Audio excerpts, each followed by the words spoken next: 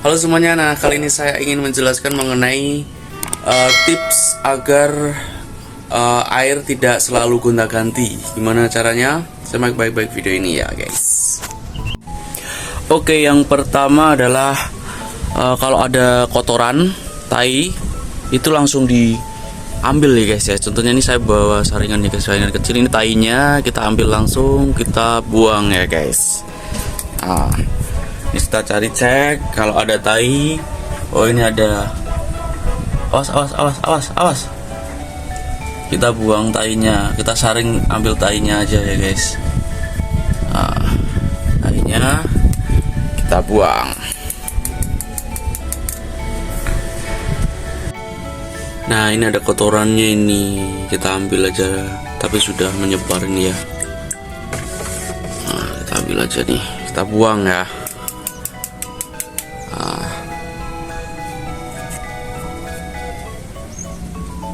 Nah ini ada kotorannya juga, kotoran tainya kita buang. Nah ini.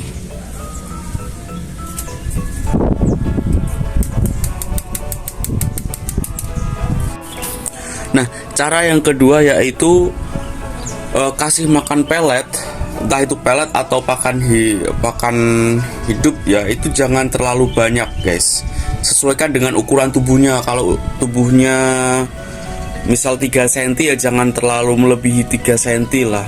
Ya perkirakan aja lah, kalau itu makanan itu cukup untuk sehari minimal lah ya. Jangan terlalu gemuk. Kalau terlalu gemuk kan juga tidak bagus bagi kesehatan kura-kura juga. Dan kalau pakannya terlalu banyak itu juga bisa mengkotori kualitas airnya guys. Jadi harus disesuaikan, dikira-kira lah.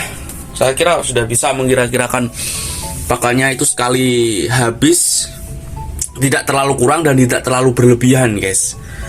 Gitu. Dan yang ketiga, agar kualitas air itu tetap bening ya, tetap jernih, itu kalau menurut saya itu dikasih tanaman-tanaman air gini guys, kayak apu-apu atau mas kumambang atau eceng gondok bisa. Karena apa, saya amati itu air yang ada eceng gondoknya itu airnya jernih guys. Mungkin ini filter alami ya, entah kenapa dia akan jernih airnya. Mungkin misal kalau ada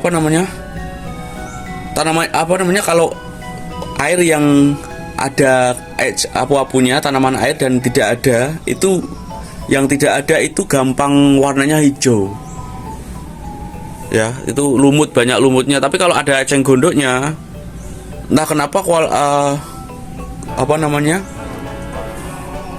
airnya tidak cepat hijau guys, tidak banyak lumutnya. Mungkin mungkin dimakan atau diapakan sama tanaman airnya, saya tidak tahu. Tapi yang jelas dia itu ada kayak, mungkin dia itu filter alami lah, filter alami bagi air ya. Kalau ada kotoran kura-kura pun itu biasanya terpisah guys, antara air dengan kotorannya itu terpisah sendiri. Kalau ada tanamannya ya, itu terpisah, tidak mencampur kotor, itu tidak. Itu kalau ada tanamannya. Yang saya amati seperti itu sih guys. Begitu. Nah ini juga ada ikan wadernya juga nih. Ikan wader kemarin hasil bolang ya guys. Ada udangnya juga di sini. Ini buat pakan juga, udang di sini. Ada dapat ikan sepat juga. Bukan sapu-sapu juga ada, buat pakan lah ya. Itu guys. Jadi kalau itu tips agar kualitas air jernih ya guys. Jadi saya ya mungkin bisa bertahan sampai 2 hari, 3 hari, 4 hari lah. Ya minimal tidak setiap hari lah. Kalau setiap hari juga ya capek ya. Ya mungkin bagi kalian yang mungkin males 1 hari atau minimal 2 hari gitu. Kalau saya sih biasanya kalau ya 3 cara itu saya praktekkan. kalau memang kualitas air masih jernih, tidak saya ganti guys. Yaitu tadi kotorannya kita buang langsung, yang kotoran yang baru kan menggempal dia sebelum dia menyebar. Kalau sudah lama kan kotorannya sudah jadi kayak pasir, jadi menyebar gitu. Jadi kalau masih baru kita langsung ambil, buang. Terus kalau bisa juga dikasih tanaman air, kasih makan juga jangan banyak-banyak. Dah itu aja sih kalau menurut saya. Terus kalau bisa karena ini ada tanaman airnya ya, kalau bisa outdoor guys. Ini ya semi outdoor lah ini ya. Yani kalau ini kan outdoor. Jadi karena kan tanaman air itu kan butuh sinar matahari guys. Dia butuh sinar matahari. Jadi tanaman airnya juga hidup, kualitas airnya itu juga jernih gitu. Tapi kalau di indoor saya nggak pernah. Kalau di indoor tanaman airnya mati dan kualitas airnya nanti akan jelek ya kak. Begitu ya. Oke guys, itu penjelasan dari saya menjaga kualitas air ya. Meskipun kolamnya tidak terlalu besar, air itu tetap terjaga sampai 2 hari 3 hari lah. Bahkan saya sampai seminggu biasanya.